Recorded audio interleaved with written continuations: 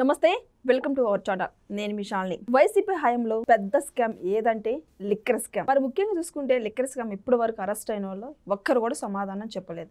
మరి ఇప్పుడు కొత్త కొత్త పేర్లు కూడా వెలుగులోకి వస్తున్నాయి. అయితే ఈ కొత్త పేరు ఐఏఎస్ రజిత్ భార్గవ్. ఇక ఈ తర్వాత ఇంకా మళ్ళీ కొత్త పేర్లు వచ్చే అవకాశం ఉందా? ఏం జరగబోతుంది లిక్కర్ స్కామ్ సంబంధించి? అయితే దీని మీద పూర్తిగా విశ్లేషించడానికి మనతో పాటు స్టూడియోలో ఉన్నారు ప్రముఖ రాజకీయ విశ్లేషకులు అంకమ్మరావు గారు ఉన్నారు. వారిని అడిగే విషయాలన్నీ తెలుసుకుందాం. నమస్కారం సార్. లిక్కర్ స్కామ్ సంబంధించి ఇప్పటికే ఉన్న వాళ్ళు ఎవరు సిట్ అధికారులు అయితే ఎవరికొక్కరు కూడా సమాధానం చెప్పట్లేదు. మరి ముఖ్యంగా చూసుకుంటే ఇప్పుడు కొత్త పేర్లు కూడా వెలుగులోకి వస్తున్నాయి. ఇంకా వచ్చే అవకాశం ఉందంటారా? ఏమంటారు సార్ దీని మీద? ఒక్కొక్కళ్ళని అదుపులో తీసుకున్న తర్వాత కొత్త కొత్త పేర్లన్నీ మనది ఇప్పుడు ఐఏఎస్కి సంబంధించి రజిత భార్గవ్ అనే వ్యక్తి పేరు బయటకు వచ్చింది. ఈ మద్యం కుంభకోణానికి సంబంధించి రూపకల్పన చేసిన విధానం కాడి నుంచి ముడుపులు ఎట్లా తీసుకోవాలి ఏంటి అనే దాని మీద అతను కూడా ముడుపులు తీసుకొని చూసి చూడనట్టు వదిలేసేయటం వల్లే మద్యం కుంభకోణం ఇలా జరిగిందని చెప్పని ఇప్పుడు సరికొత్తగా వీళ్ళందరితో పాటు ఎవరైతే రాజు కేసిరెడ్డి మొదటి ముద్దాయిగా పెట్టారు, ఆ తర్వాత సజ్జల శ్రీధర్ రెడ్డి, మరి చాణక్య వాళ్ళ మనుషులు కావచ్చు, లేదా ధనుంజయ రెడ్డి కావచ్చు, లేదంటే కృష్ణమోహన్ రెడ్డి కావచ్చు, బాలాజీ గోవిందప్ప కావచ్చు, మన చెవిరెడ్డి భాస్కర్ రెడ్డి కావచ్చు, మిథున్ రెడ్డి కావచ్చు, వీళ్ళందరూ కూడా విజయసాయి రెడ్డి, వీళ్ళందరూ కూడా ఈ పాపంలో వీళ్ళందరూ భాగస్వాములు ఉన్నారు. అందుట్లో అనుమానమే లేదు. కుంభకోణానికి సంబంధించి కూడా వీళ్ళ అనుమానాలు ఉన్నాయని చెప్పని ఇప్పుడు ఎవరైతే విచారణ సంస్థలు వీళ్ళ పేర్లన్నీ జరుస్తూ ఉన్నాయి. సరే, విచారణలో ఇందుట్లో ఎంతమంది దోషులు అవుతారో ఎంతమంది నిర్దోషులు అవుతారు అనేది సాక్ష్యాధారాలని న్యాయస్థానం ముందు ఈ విచారణ సంస్థలు పెట్టేదాన్ని బట్టి ఆధారపడి ఉంటుంది. కాకపోతే ఇప్పటివరకైతే మాత్రం చాలా చక్కగా వేగవంతంగా ఒక్కొక్క అంశాన్ని క్షుణ్ణంగా పరిశీలించి అందుట్లో బాధ్యులైన వాళ్ళందరిని కూడా ఇందుట్లో పొందుపరుస్తూ ఉన్నారు. ఎవరైతే లబ్ధి పొందారు, ఎవరు రూపకల్పన చేశారు, అంతిమ లబ్ధిదారుడు జగన్మోహన్ రెడ్డికి ఏ విధంగా చేరవేశారు, ఇందుట్లో ఎవరెవరు పాత్రదారులు, వాళ్ళ యొక్క ప్రమేయం ఏంటి, ఎంతవరకు వాళ్ళు బాధ్యతను నిర్వహించారు, ఈ డబ్బుల్ని ఎన్నికలకు ఏ విధంగా ఉపయోగించారు, ఇన్ని విషయాలు కూడా ఈరోజు క్షుణ్ణంగా వాళ్ళు తీసుకుని వచ్చారు విచారణ సంస్థ అధికారులు.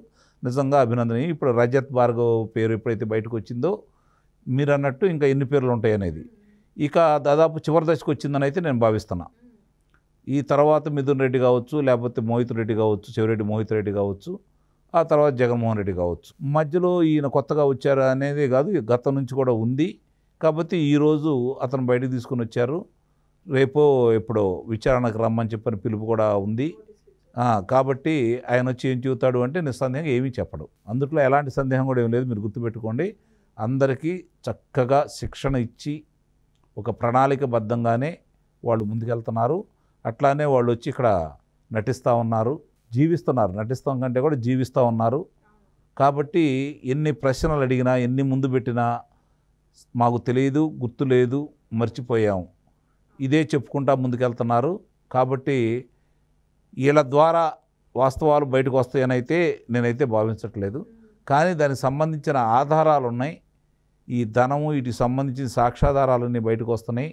సాంకేతిక పరిజ్ఞానాన్ని అందుబాటులో తీసుకొచ్చి ఈ కార్యక్రమం జరిగినప్పటి నుంచి కూడా ఎవరెవరు దీంట్లో పాలు పంచుకున్నారు, ఆ ధనాన్ని ఎలా తీసుకెళ్లారు, ఎవరెవరికి అందజేశారు, ఆ దొరికినటువంటి 8,30,00,000 రూపాయల ధనాన్ని ఏదైతే తెలంగాణ నుంచి తరలిస్తున్నప్పుడు జగ్గేపేట దగ్గర దాన్ని అదుపులో తీసుకున్నారో ఇవన్నీ కూడా ఈరోజు ఆధారాలు కనపడుతున్నాయి. కాబట్టి మిగిలిన ధనం ఎక్కడికి వెళ్ళింది, వీళ్ళ దగ్గర నుంచి తీసుకున్న మిగిలిన ధనం ఎక్కడికి వెళ్ళింది, ఇవన్నీ కూడా ఈ విచారణ సంస్థలు వాళ్ళ దగ్గర స్పష్టంగా ఉన్నాయని అయితే నేను భావిస్తున్నాను. ఆ విధంగానే ముందుకెళ్తున్నారు. లేకుంటే రాజు కేసిరెడ్డి అనే వ్యక్తి పేరు మార్చుకొని విదేశాలకు వెళ్ళాలనుకుంటే వీళ్ళు ఎలా కనిపెట్టగలిగారు అంటే చాలా లోతుగా వీళ్ళు వెళ్తున్నారు. వాళ్ళ దగ్గర సాక్ష్యాధారాలు ఉన్నాయని మాత్రం మనం స్పష్టంగా భావించాలి. దాన్ని బట్టే నిన్న చెవిరెడ్డి భాస్కర్ రెడ్డి కూడా ఇష్టారీతిగా వాళ్ళని మాట్లాడటం కూడా చూసాం మనం. ఇంకా బెదిరిస్తూనే ఉన్నారు వాళ్ళు.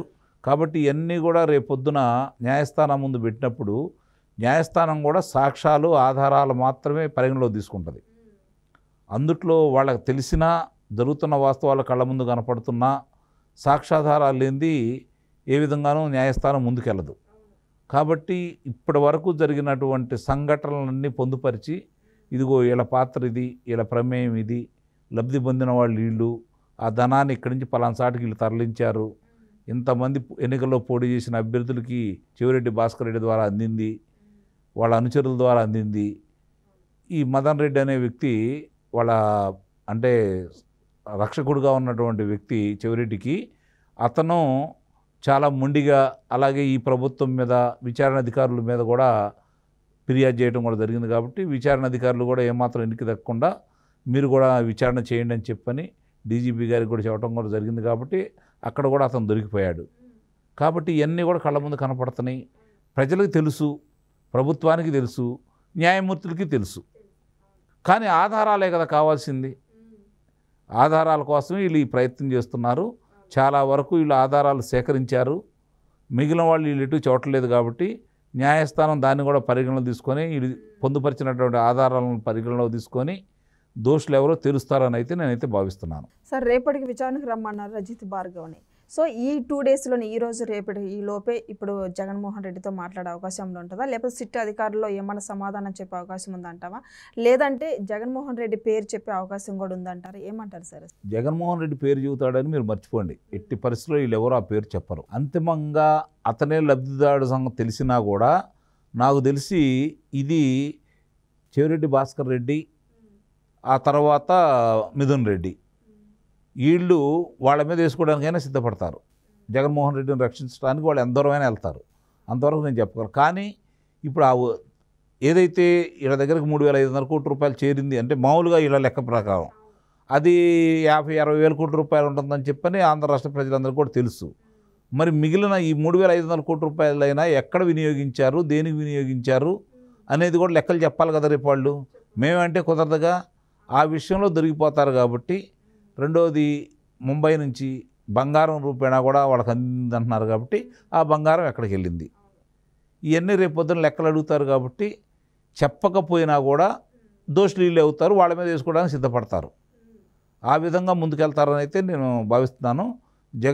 కాకపోతే జగన్మోహన్ రెడ్డికి దగ్గరికి చేరిని అనటానికి చాలా ఆధారాలు ఉన్నాయని చెప్పని ఈరోజు ఎవరైతే విచారణ అధికారులు చెబుతున్నారో దాన్ని ఆధారంగా చేసుకొని అప్పుడు అవి గనక న్యాయస్థానం నమ్మితే జగన్మోహన్ రెడ్డిని అదుపులో తీసుకుంటారని అయితే నేను భావిస్తున్నాను. మరి ఇంకా కొత్త పేర్లు వచ్చే అవకాశం ఉందంటారా సార్? ఇంకా దాదాపు ఇక లేనట్టే.